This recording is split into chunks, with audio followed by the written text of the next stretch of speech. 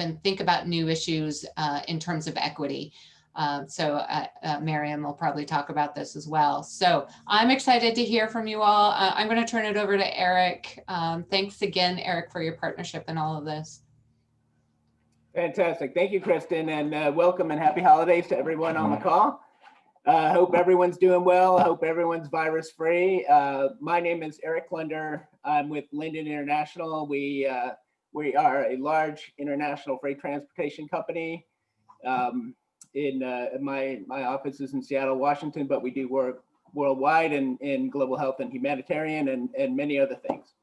This is our fourth quarter final mile. In the past, we've done these in a pub downtown, in a kitchen at Coffee Flower, and very cozy environments. And through the technical wizardry of Global Washington, we are coming to you to your offices and homes today. And just a big thank you to Global Washington. They've been a fantastic supporter, always have been. I do hope everyone gives attends our events and gives them support. They're a wonderful part of our community, and if you're not a member, please consider joining. So anyone who's not familiar with the final mile, we do 4 things. So the first is we learn, and today the topic is COVID vaccine distribution to lower and middle income countries. And we have a fantastic panel to help us run through that with the Bill and Melinda Gates Foundation, with Village Reach, with PATH, and with LLMICs. So very excited to hear from all of them. We network, and as Kristen said, at the end of this program, we'll have half an hour to do breakout rooms so you can informally chat with all your colleagues and meet new friends. And we try to troubleshoot, so we don't have any troubleshooting topics now, but if you're having an issue, working on an issue, please make it professional. Just text me or email me or call me, and we'll get it on the books for next time to discuss. And the last thing is we have fun. So it's we generally do this in the evenings, where we have like some snacks and some drinks and things like that. It doesn't mean that virtually we can't do the same thing. Everyone has it in their power to make someone's day. So in this holiday time, I do implore everyone to do their best to bring someone a smile or tell someone a joke. Especially the holiday times can be time of anxiety, and if you're like me, you're not very comfortable with the physical gift giving and getting. And for instance, last year, my wife said, "Hey, what do you want for Christmas?" And I said, "Xbox, end of list, Xbox, one thing, Xbox."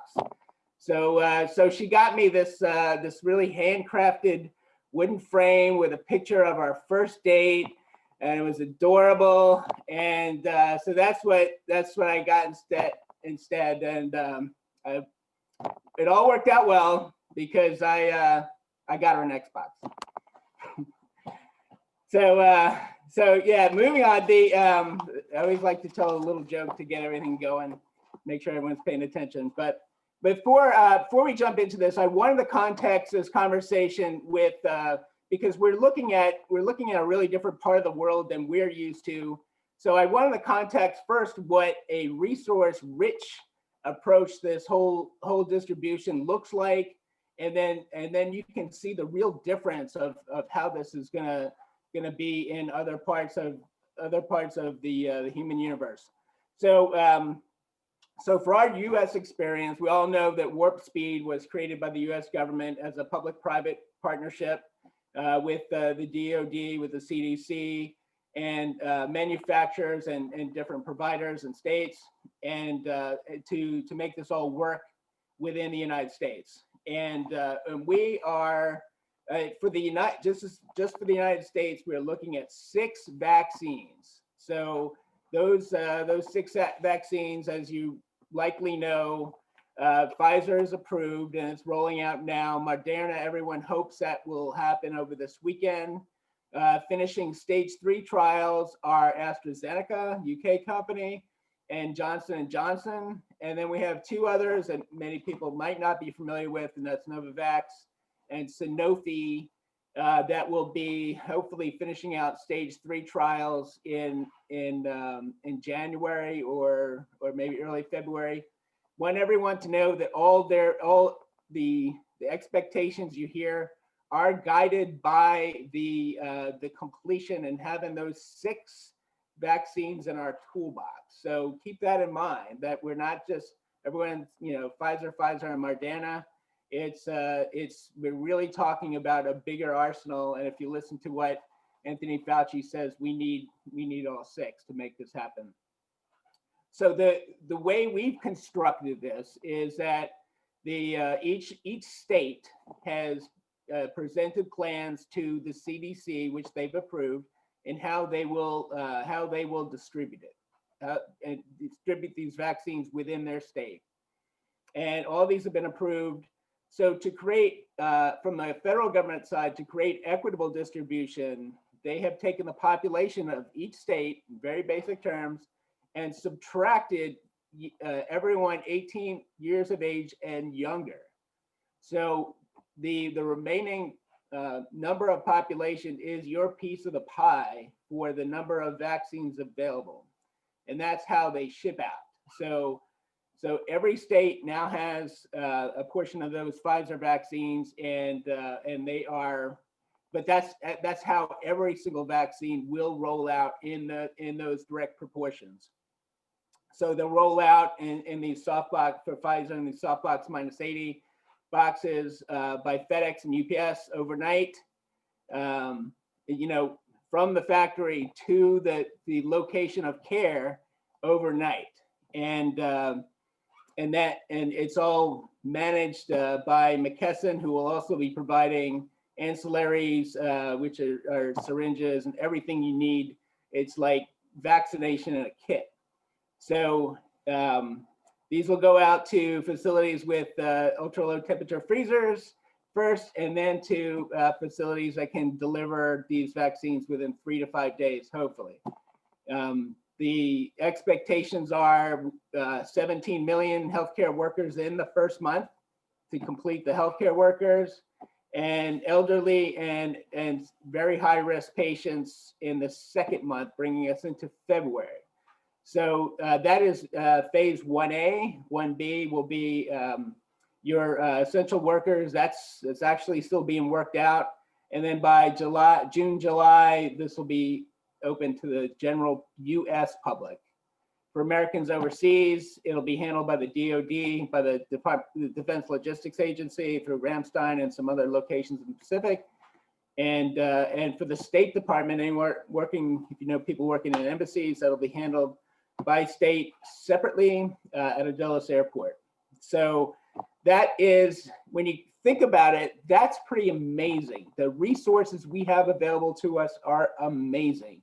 But that we have overnight delivery, that we've been able to do this so quickly is amazing. But as we go forward, you'll see that is not quite the same everywhere. So with that, I'd like to get what I'll do, so I'm not talking too much at one time. I'll introduce each panelist and allow them to speak, and then we'll go into questions afterwards. But and then we'll start with Kelly. So Kelly Hamblin is a program officer who specializes in supply chain at the Bill and Melinda Gates Foundation in the Global Delivery Program. Prior to joining the foundation, she spent 8 years as a supply chain advisor for USAID in Tanzania and Rwanda. She holds a Master of Health Science degree from Johns Hopkins University and is currently working on COVID response supply chain needs. Kelly is a phenomenal resource for global health, both in her professional role and her personal commitment to global good. And with that, I'll hand it over to Kelly. Thanks so much, Eric. It's great to be here and to speak with everyone. So I thought I would get us started by talking a little bit about the global architecture of response to COVID-19, both in terms of not just for vaccines, but also a little bit about diagnostics and treatment as well. So there's a lot of words and terminology, and I'm going to try and explain some of that as well, because some of it is specific to perhaps the global health space, and you might hear people refer to them and not know what that actually means. So for starters, I'm going to talk about the ACT Accelerator, sometimes called ACT-A. I believe that accelerator is used twice there. It's Accelerating COVID Tools Accelerator. I have to double check on that acronym if that's correct, but that is intended to help with the development and manufacturing and the distribution of key products to help respond to COVID. So there are 3 pillars to the ACT Accelerator. For diagnostics, for treatment, and then for vaccines. There's also what is referred to as the health systems connector, which is intended to make sure that health systems are equipped and ready to receive those tools once they have been developed. So the accelerator looks at the kind of upstream components of the development of those tools and the manufacturing, accelerating the manufacturing of those products, in addition to the needs around helping with procurement and ensuring that perhaps countries or people who don't have equal voice in a global procurement market would still get access to them. And then, of course, facilitating the downstream delivery of those products once they are available and have been procured. So I have been spending the majority of my time actually on some committees within the vaccine pillar within the ACT Accelerator. And that is administered by Gavi, the entity that procures a lot of vaccines for the global South. And they have instituted what is called the COVAX facility for COVID vaccine. That is a facility that is dialoguing with manufacturers, working with them to secure doses for the global market, and has actually 2 sets of countries that they are doing that on behalf. Upper and middle income countries who could be self-financing, and then what we refer to as AMC countries. I believe that stands for Advanced Market Commitment, but I actually have to check on that acronym too. And those are countries that would perhaps pay a small portion of the cost of doses, but would also benefit from donations from other countries who are helping to contribute to that. So the COVAX facility is kind of charged with the governance and infrastructure for both securing those vaccines, and then also in collaboration with the normal operations of Gavi, working with countries to ensure that they're ready to receive them once they're available. So that would be, for example, Gavi has set aside some funding to ensure that there's the right cold chain available in the countries that they would receive them, that some important kind of preparatory activities have been put in place. For example, if countries would want to prioritize healthcare workers to get vaccines first, basic processes like making sure we have a list of all of those healthcare workers and we know where they are, in the absence of a standard centralized human resource management information system that may not be easily accessible. So there are a number of things that through a collaboration of Gavi and many of its partners, including a lot of the people who are actually here presenting on this call, or UNICEF and WHO, are helping to work with countries to prepare for that, figuring out what needs to be done, triaging the order that needs to happen, looking at their inventory of cold chain, thinking through how it would be distributed. There's a lot that can and should be done. And I would say in general, we're a little behind compared to what we're seeing with the US and the UK. Part of that is because the doses that have already been secured by Gavi do not currently include Moderna or Pfizer, which are available for emergency authorization use. But also just in terms of preparing for those logistical processes, I feel like we're still working our way up to that. We're getting there. I feel like the last couple of weeks we've accelerated quite a bit and moved forward, but we definitely don't have a clear plan in every country yet. One resource that I have found really helpful, because it's a question that we get a lot, like when will vaccines be ready? How will lower middle income countries get access to it? Which vaccines will they get access to? So I'm actually going to post into the chat a resource that has been developed by UNICEF and Gavi, which is basically a vaccine market dashboard. And you can take a look at this dashboard later. I'm not gonna go into it today because I wanna make sure we have enough time for everybody to chat. But it breaks down by vaccine platform, by the stage of development that vaccines are in, and you'll see that there's a map there that shows which locations, which countries have secured doses through Gavi, and then also outside of Gavi through bilateral agreements as well. I find it a really useful resource to kind of keep track of what the global environment is, so I wanted to make sure to share it all with you. So I'm just gonna post it in a chat. Here we go. And yeah, so that's kind of a high level summary. And then one quick point that I wanted to make around what I've been spending a lot of my time on at the Gates Foundation and that global architecture is thinking a lot about how we secure doses and make sure that they are that we don't have any entrance of counterfeit doses coming in, or that we don't have any diversion once they have been distributed.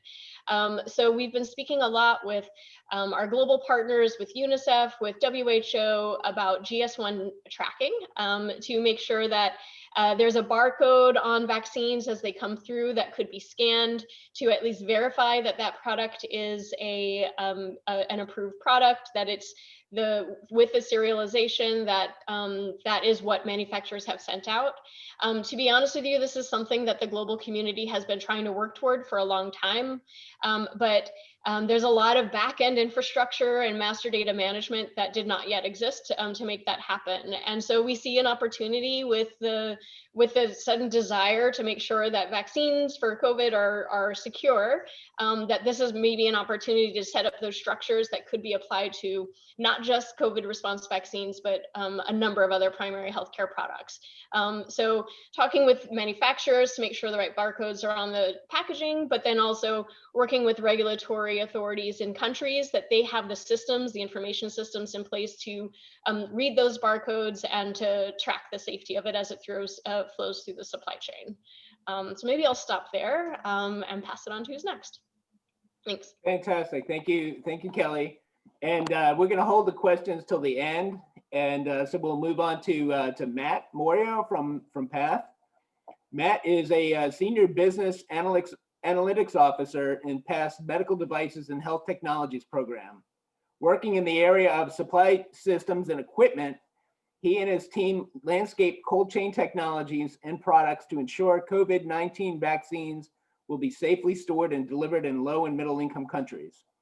Mr. Morio and his team develop models and tools that leverage large data sets, including cost and health needs data, to tailor solutions for countries. Using this data, Mr. Morio provides donors such as the Bill and Melinda Gates Foundation and other stakeholders with data-driven scenarios and strategies to plan and prepare global and local responses to the pandemic, primarily focused on cold chain needs for COVID-19 vaccines. He is an active member of several WHO and UNICEF and Gavi-led COVID-19 working groups, as well as the World Economic Forum-led Pandemic Supply Chain Network. Welcome, Matt. Thanks, Eric. Hi, everybody. So cold chain, it's like our 5 minutes of fame. We've been working on this for a while, but it's in light of all the challenges, it's finally coming to the fore. So it's kind of exciting. just to back up a little bit, for those of you who aren't aware, vaccines need to be stored at lower temperatures, typically 2 to 8 degrees Celsius, up until administration. And now, as we've seen with kind of the Moderna and Pfizer vaccine, even colder temperatures are needed. And so, this is the work that we've been doing at PATH on our team for over 5 years now, helping to model and support the cold chain equipment needs in the Gavi countries, as well as other ones. And this is, been heavily supported, and thankfully from Kelly and David Sarley at Bill and Melinda Gates Foundation, as well as Gavi.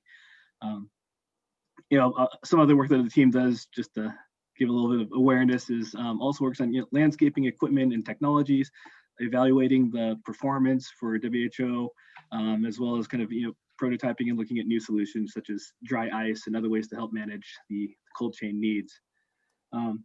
So kind of like Eric and Kelly touched on, we have some great resources and capabilities here in the US, but as we get to other countries, it's a little bit more challenging. And so about, again, 5 years ago or so, we started modeling out what are the cold chain needs for the Gavi countries, to help understand what that gap would be for what's Kelly referred to, the cold chain equipment operational platform, or CCEOP.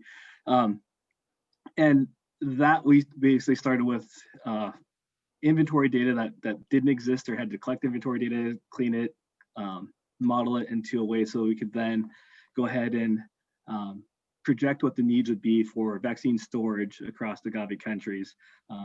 That led to, or was part of the $250 million that the CCEOP was budgeted for, to help bring cold chain equipment to the countries, especially at the health facility or lower levels. And to about the end of this year, we'll have about 65,000 units procured, with a goal of 85,000 by the end of 2021, which luckily puts us in a pretty good space for the storage needs of that vaccine, particularly 2 to 8 degrees. And if this hadn't been done, we'd be in a little bit more of a dire situation than we are today, at least, because most of the vaccines coming through will have at least some 2 to 8 degree component once they get to the lower levels. So again, we were just working on the CCEOP2, or second round of funding for cold chain equipment, back in February, March, when all of the pandemic stuff started off. There's actually in Brussels for a pandemic supply chain meeting, and then came home to the lockdown. But we took this existing model that we have for the Gavi countries, and then began using it to model COVID needs, to see again what would the needs be for the low and middle income countries.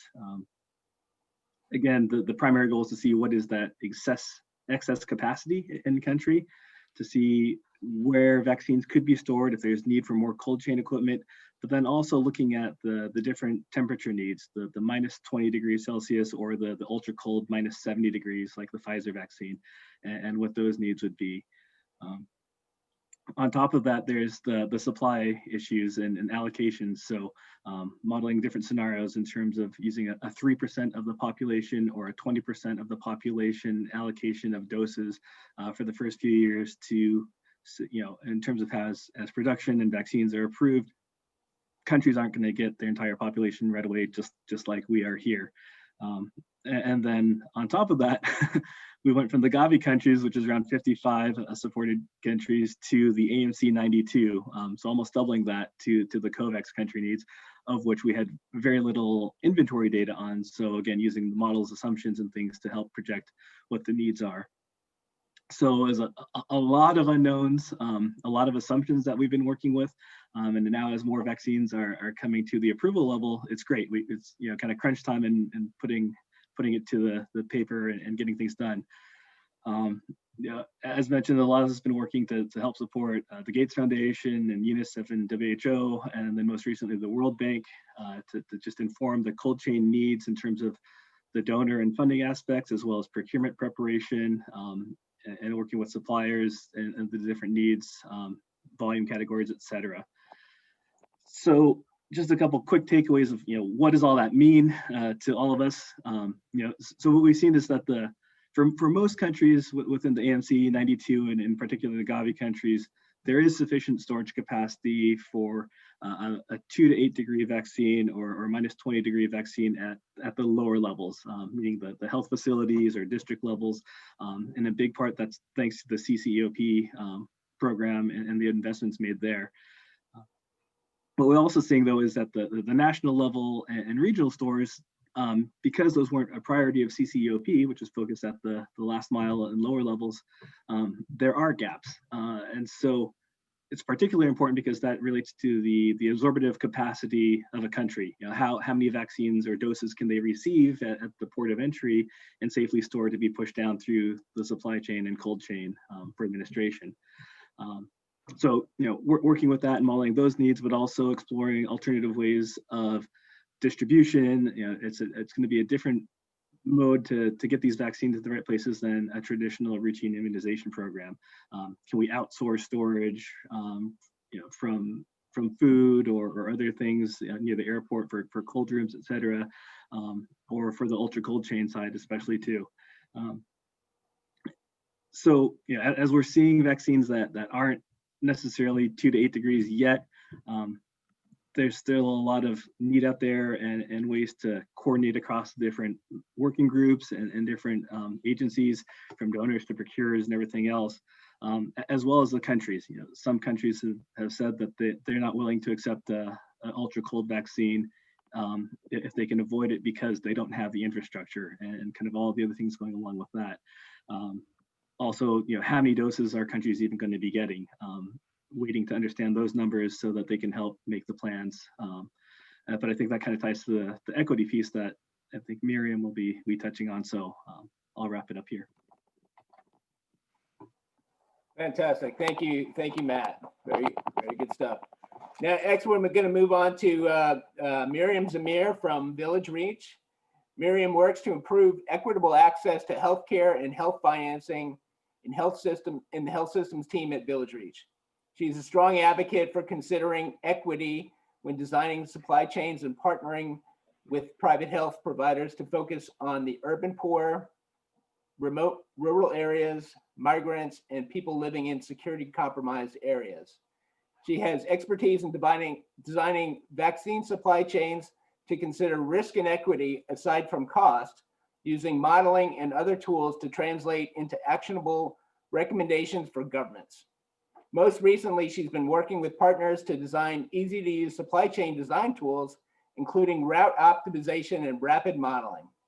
She's a doctoral candidate at the London School of Hygiene and Tropical Medicine and an advisor for Women in Global Health, Seattle. Welcome, Miriam.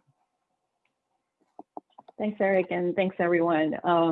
Let me just start by saying that I've been thinking about what I want as a gift, and I thought about shoes, but then I sort of reconsidered it because I don't know where I'm going to wear them. I don't go anywhere anymore. So I don't know if any of you are sort of feeling that way.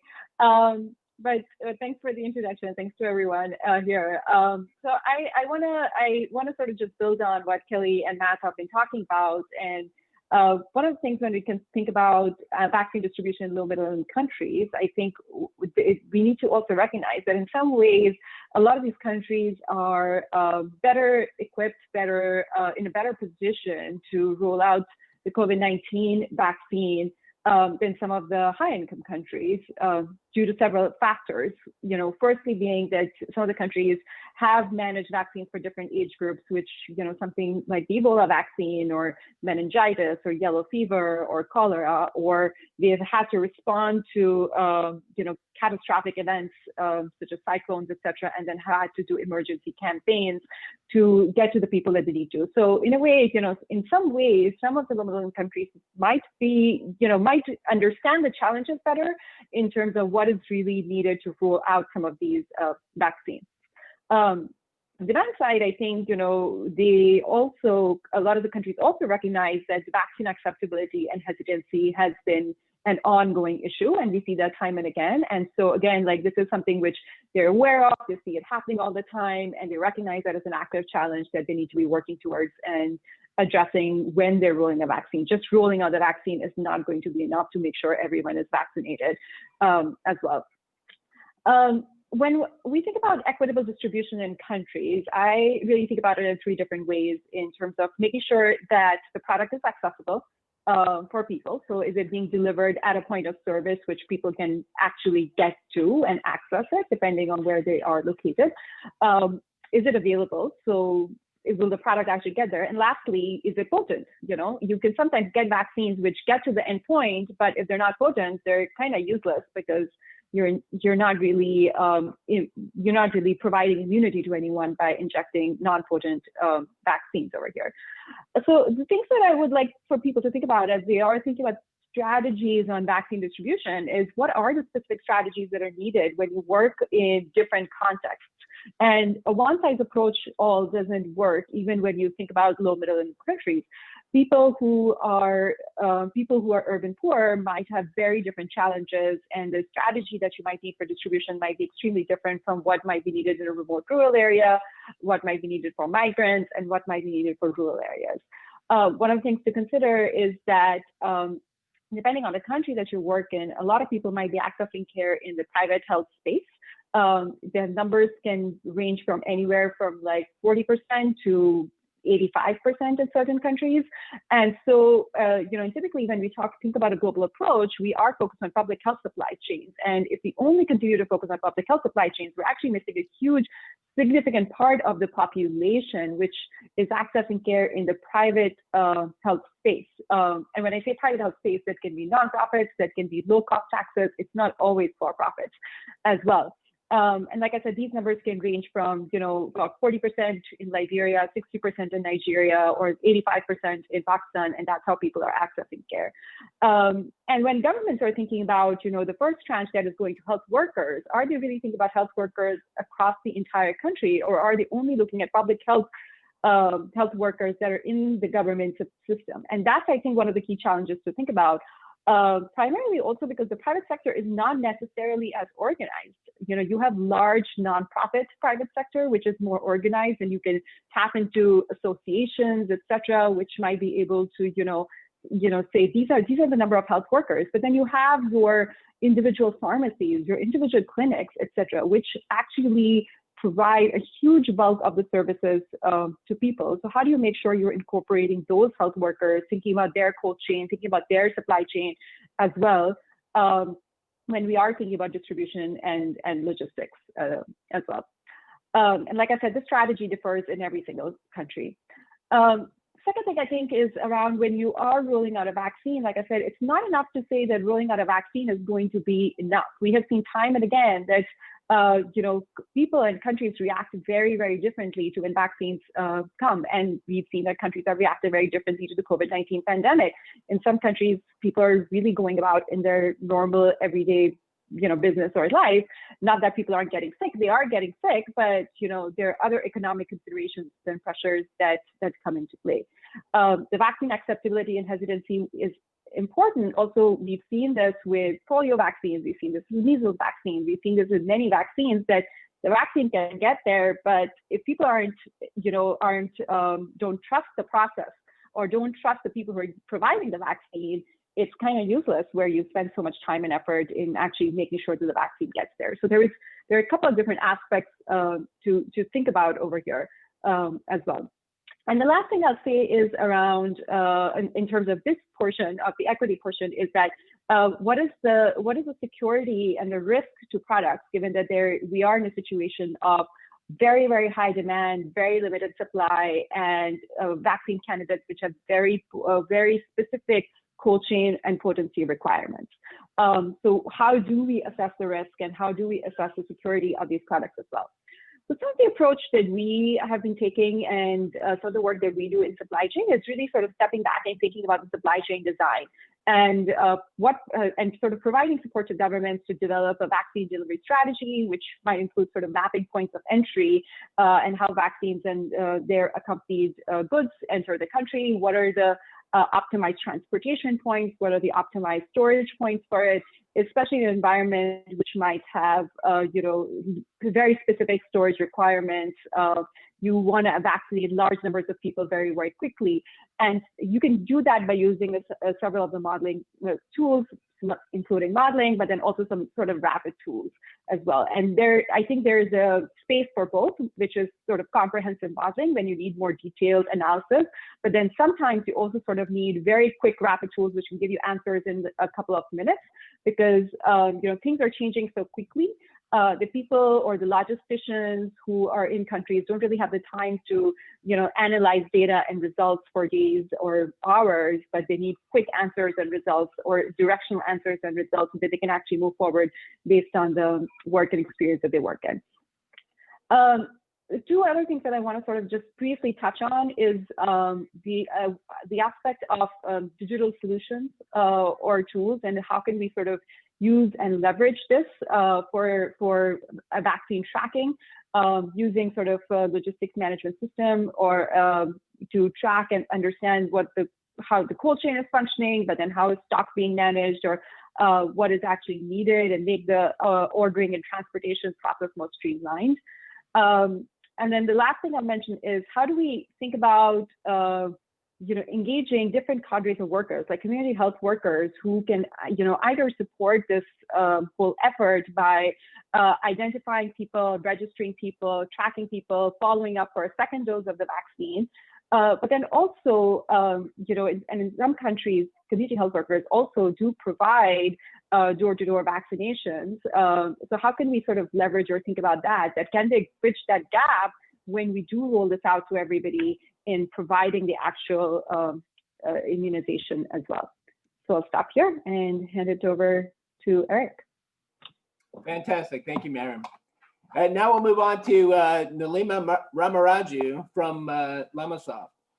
Nalima is the senior director of global impact at LMICs Inc., a global leader in supply chain design and decision making. She is responsible for realizing LMICs' mission to utilize technology and expertise to support greater good in the world. In this role, she oversees efforts to enhance sustainable supply chains, global development supply chains, and ensure community engagement. Nalima works closely with public and private partner organizations such as USAID, UNICEF, the Global Fund, the Gates Foundation, and others. She has led engagements in over 30 countries, applying advanced analytics, operations, research, algorithms, and artificial intelligence.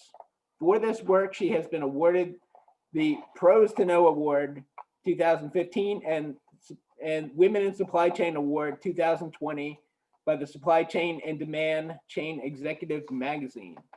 She has a BS in Industrial and Systems Engineering from Georgia Tech and an MS and MBA from the University of Michigan. Welcome, Nalima. Thank you, Eric. Thanks everyone for having me here, because I am truly sliding in here from the East Coast. So I'm not a native Seattler, but this format allowed me to participate. So I'm really glad to be here. As Eric mentioned, I come from a world of technology and algorithms and AI and models, and what I want to do today, and I also want to say, our group, LMICs now, we recently got acquired, so now a Coupa company.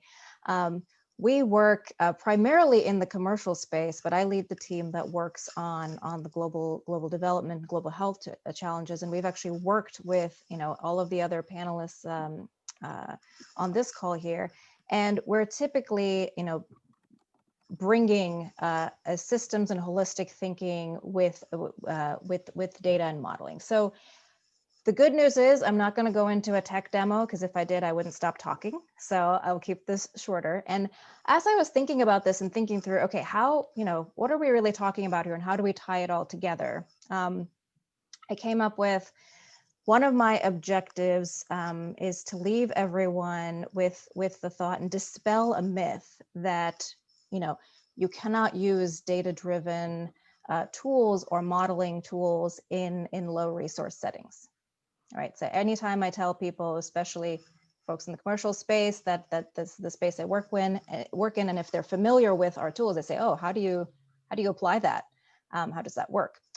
And for the COVID-19 vaccine specifically, I think there's also been a lot of pushback on saying, well, we don't know what the product is. We can't plan this out. We can't use data. We can't do this analysis. And that's where, that's the piece where I think I want to shift the thinking there and really convince you that that's not the case. So the best way to convince people and get people to listen is to talk about food.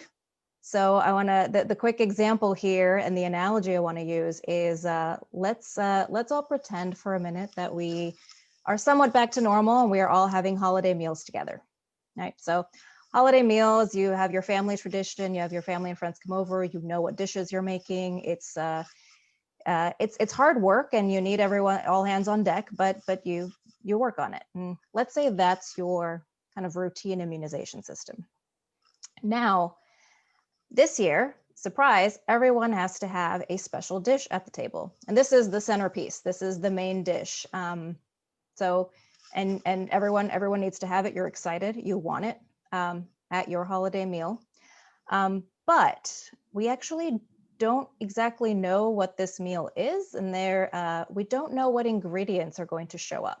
So there's a few different ways you can make it, and you'll still have the meal, but you're not actually sure what kind of ingredients you have access to until that grocery order comes through, right? And so this is really getting into the piece of we don't know exactly what product it's going to be, what vaccine it's going to be, what kind of conditions it's going to take to bring this in, and what you have to now start doing, and this is where I want to talk about the data. So if let's say this is your meal that you're planning, you're thinking through, okay, so I have all the regular stuff going on. I got to focus on that, but so this is, but I also now have to plan for this new thing that I don't really know anything about, and apparently someone is making sure there's enough stuff to go around, but I'm not entirely sure which one I'm getting or when. So, okay, let me think through that. And then you think, all right, well, if I get ingredient A, I need a slow cooker to make that happen. Okay, oh wait, but I don't have a slow cooker. So now do I need to go buy this thing that I may use only once? Do I go ask someone if I can borrow one? Is that going to work? Oh wait, I live too far away from everyone else. It's not going to get here in time. If I don't use that, if I don't do the slow cooker, maybe there's another option I have, and I'd have to use a whole bunch of other tools in my kitchen. And I also need to ask some of my friends to show up early and help me out. So there's a human resource component. So these are some of those trade-offs or options.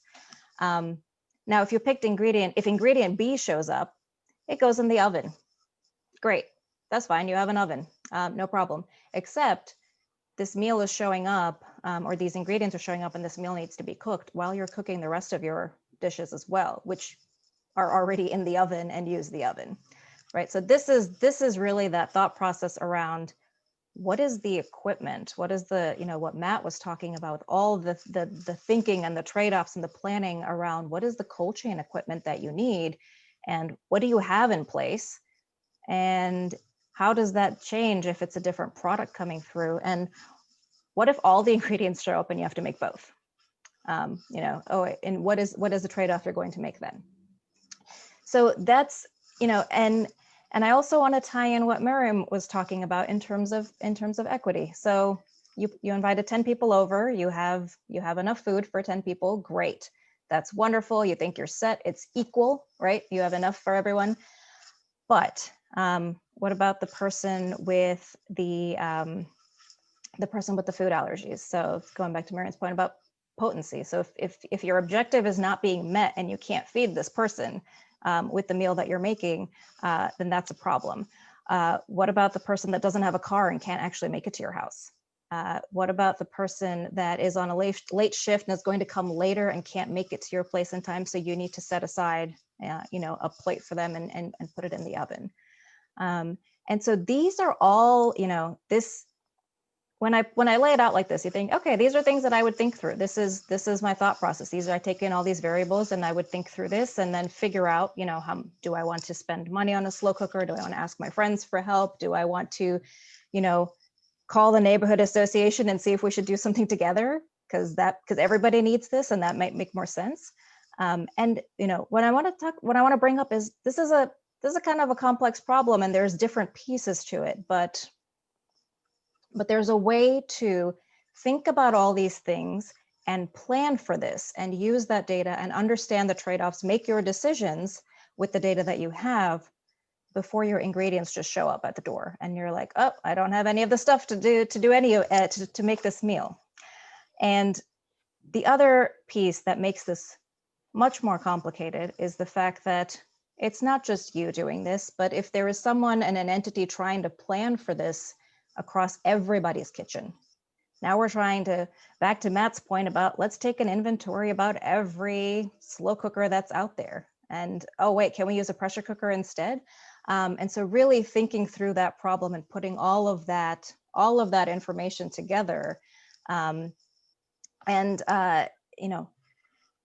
then finally understanding how you allocate, right? What is the prioritization here? And how do you use the data that you have, understanding where people are, where they need to go, who needs their food first, who has the health issues that they might need to have their meal on time, to put all of that together. So that's where really this is, it is a complex problem. It can get, and with every layer that you add on, it gets a little bit more complex. But the main point that I want you to take away from this, I lied, there's 2 points. One, the one that I said, which is, there is a way to start planning, to start thinking through the problems, to start doing that scenario analysis with tools and technologies that are out there before we know for certain. And when you have all of that in place and you have all of that information in place, and again, the other complex factor here is that it's not just the chef in charge. There's a chef, there's the helpers, there's someone transporting it, there's someone else who's in charge of the inventory, there's someone else who knows who's showing up to dinner. You don't have control of all of that. So there's a lot of coordination that is required as well. And so coordination, visibility into that data, and continually using that and updating that information means that morning when that, when that short rib or whatever shows up at your door, you know what to do with it because you've actually thought through the different scenarios and made sure that you took in all the information as it was coming in and you're ready to go. So this is going to be a little counterintuitive from a technologist. It's not about the tools or it's not about the exact technology or the tools. It really is about the systems thinking, the collaboration, and the holistic thinking, and it ultimately comes down to the people. So I'll stop there. I hope I haven't made any of you too hungry or nervous about your holiday meal, but thank you. I'll stop there. Thank you very much, Nalima. I think that ship has sailed. I'm pretty hungry myself. We do have a question in the chat that I'm going to incorporate, but I wanted to quickly hit each of you with a question and then kind of roll back if that's okay. First off would be for Kelly, and Kelly, so the United States, the UK, and Canada are all rolling this out based on the approvals of our FDA and the FDAs of other country entities, and how does Gavi anticipate?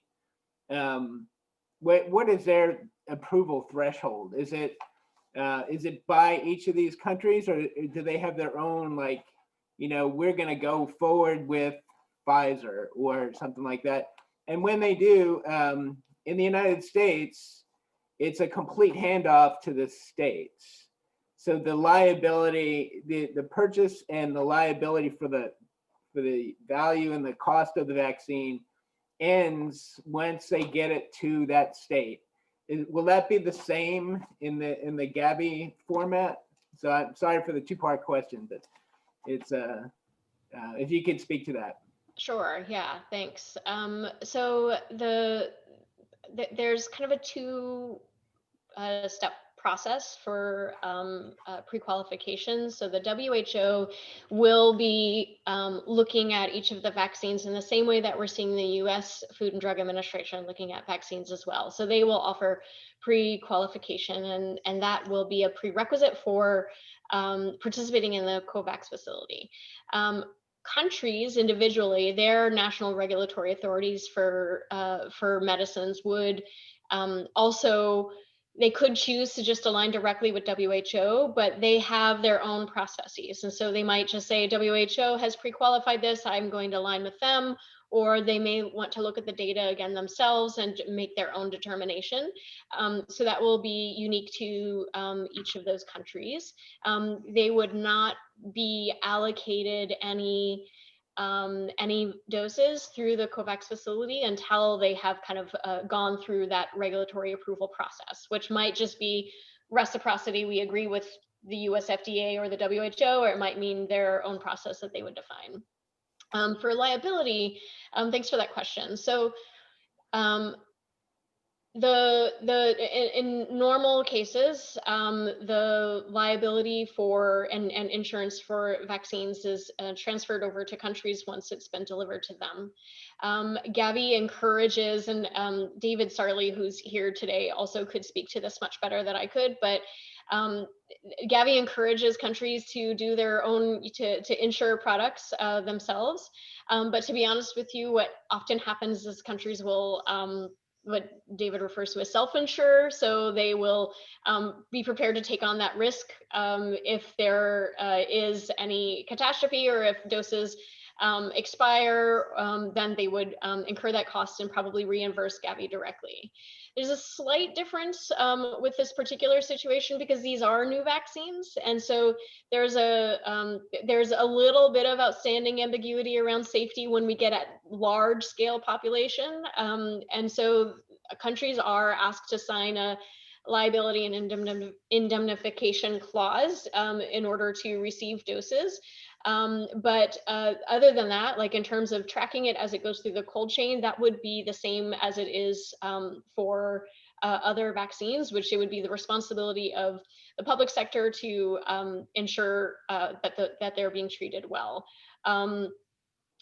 And David, maybe if you could post into the chat the announcement around the Lloyd's and Gavi announcement on insurance products, because I think it's challenging. Oh, awesome! You're so quick. It's challenging to for countries to be able to self-insure, and so this is kind of a new product that, in collaboration with the Gavi, that they've been able to put out to address that challenge. Thanks. Thanks, Kelly. And over to Matt. Matt, as a logistics provider, we engage with the COVAX facility through the logistics cluster type of forum, and they have been saying that they hands off of the ultra cold chain stuff. We just want to focus on frozen and 2 to 8. What's the skinny with that? Is that, you see that happening, that there's going to be no Pfizer in the COVAX facility and in that operation? I think that has, it comes down to what doses are allocated from Pfizer to COVAX first, and determining that part, and then from there, the country teams and a lot of the global planning committees, especially the UNICEF supply division, they're looking at where to help the doses go. So I don't think we can say that they won't get any, but there's also listening to the country voice, right? Of countries have expressed that they don't want that risk because they don't have the infrastructure, while the countries, are planning to prepare for ultra cold vaccine.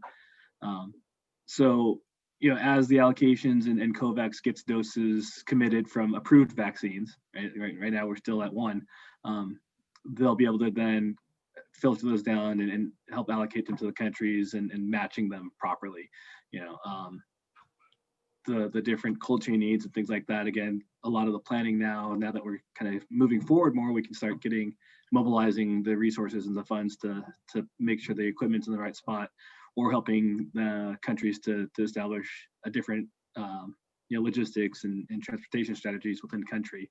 So we don't always have to buy equipment that we can distribute differently. But now that there's more understanding, I think we're on the right path. Right. And then next, mindful of time, I'm sorry I put this up on the end here.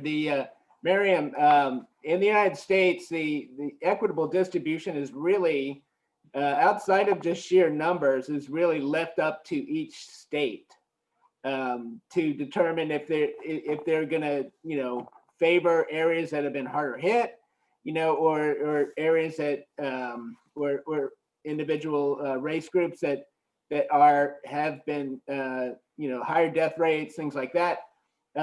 Is there and there's kind of a hands off the federal government at that point. So is that the same relationship with Gavi and individual countries in the COVAX facility, that each country will pretty much be the decider for equity?